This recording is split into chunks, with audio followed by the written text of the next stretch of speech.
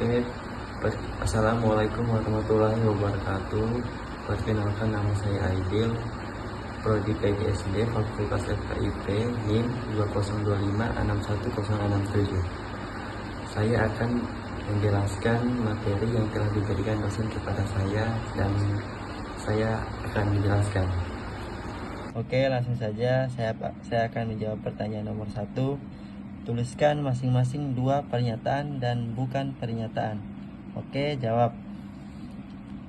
Contoh pernyataan.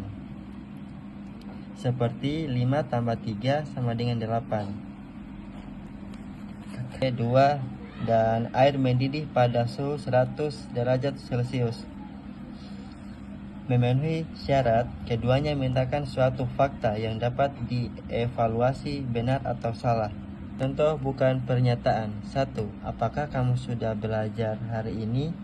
Tidak menyatakan fakta. Ia meminta informasi sehingga tidak bernilai benar dan salah.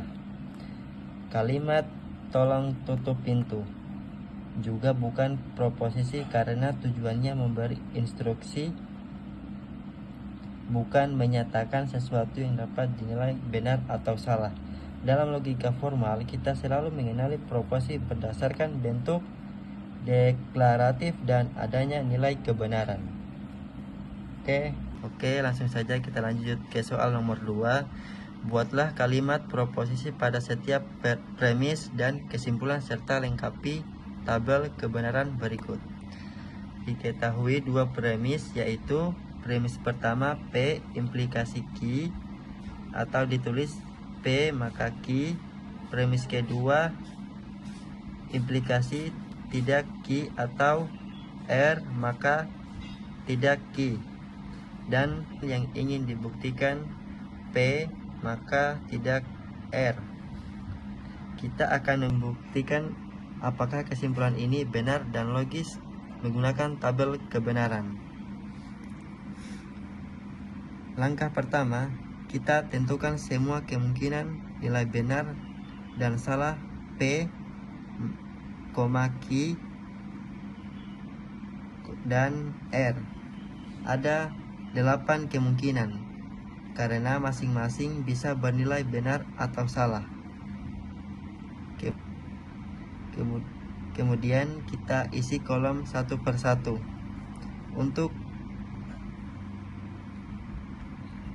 Untuk tidak Q, kita tulis kebalikan dari Q. Untuk P maka Q, hasilnya salah hanya ketika P benar tapi Q salah.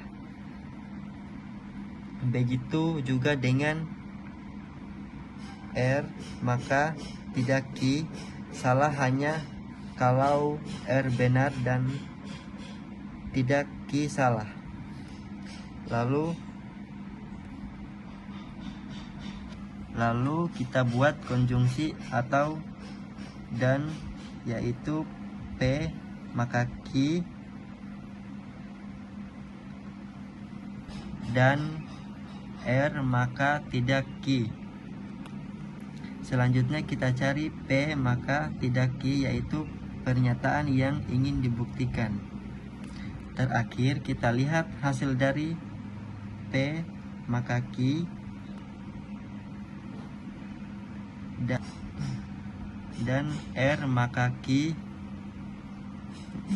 dan R maka tidak Q, maka P maka tidak Q. Dari tabel yang sudah diisi, ternyata hasil di kolom terakhir selalu benar. Artinya, pernyataan tersebut adalah tautologi. Dengan kata lain, setiap kali kedua premis benar, kesimpulan P maka tidak Q juga pasti benar. Jadi, argumen ini valid. Oke, kita lanjut ke soal nomor 3. Buktikan bahwa kedua pernyataan melalui tabel kebenaran adalah ekuivalen. Tidak P jika dan hanya jika Q, P dan tidak Q, atau Q dan tidak P. Hukum De Morgan menyatakan kita buat tabel kebenaran untuk membuktikan bahwa kesamaan keduanya. Kita buat kolom P, Q, P jika Q tidak P jika dan hanya jika Q, P dan Q, P dan tidak Q, Q dan tidak P, P dan tidak Q, atau Q dan tidak P. Oke, di sini kita sudah lihat bersama. Dari tabel tersebut kita bisa melihat bahwa kolom tidak P dan Q dan oke, lanjut saja kita ke nomor 4. Diketahui himpunan A sama dengan 2, 3, 4, 5 dan B sama dengan 2, 3, 5, 7, 11, 13. Tentukan himpunan dan jumlah anggota berikut. A irisan B, B, A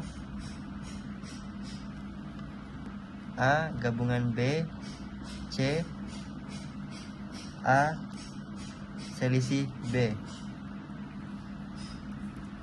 Oke, kita langsung saja kita jawab. A irisan B sama dengan elemen yang tidak ada di kedua himpunan. Jawabannya adalah 3. Lanjut kita ke B nya. A gabungan B sama dengan gabungan semua elemen tanpa pengulangan. Jawabannya adalah 7. Dan C nya A selisih B, A dan teks black slash B sama dengan elemen yang ada di A tapi tidak ada di B, sama dengan 4, dan jawabannya adalah 1. Oke, langsung saja kita ke nomor 5. Diketahui sebuah A sama dengan A kur. Tentukan dan tuliskan semua himpunan bagian dari A.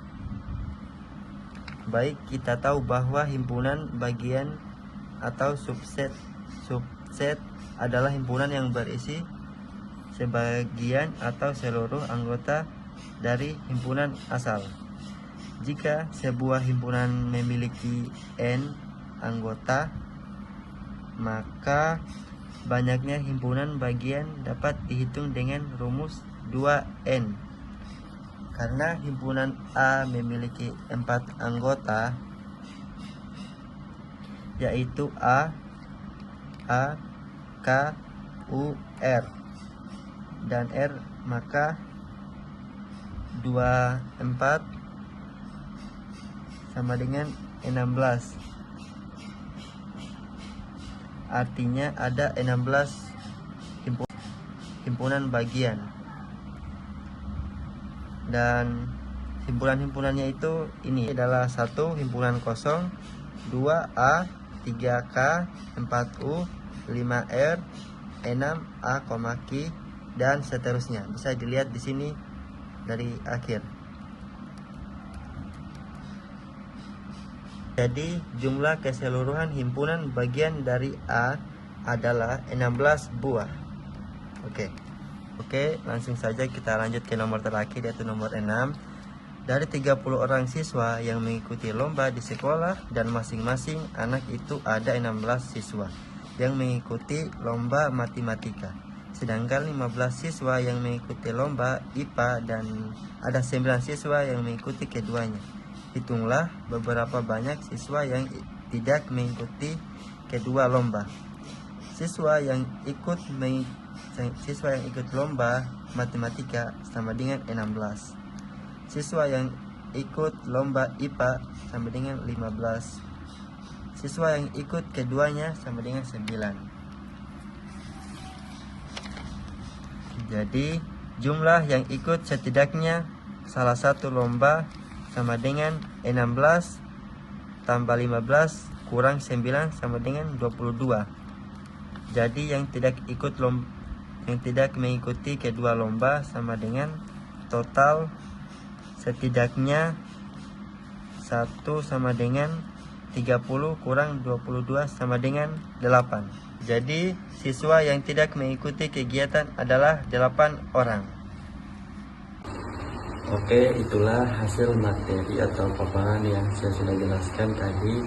Dan mohon maaf kalau ada kekurangan atau salah kata yang telah saya lakukan, karena saya masih belajar tentang bagaimana menjelaskan dengan benar dan baik.